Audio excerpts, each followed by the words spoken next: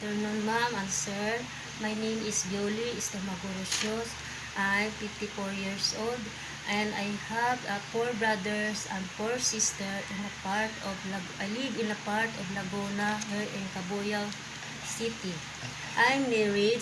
I have 3 children and my oldest children work in Sunlight and my second children and work in Jeddah, Saudi Arabia.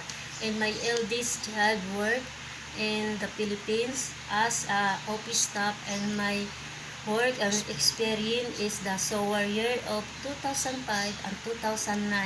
And second job is the housekeeping in Saudi Arabia, and a year of 2016 and 2018. I'm the flexible person and willing to adapt the environment and the path of learning person, and thank you and for priority of I'm interview for me, and thank you for so much. God bless, ma'am.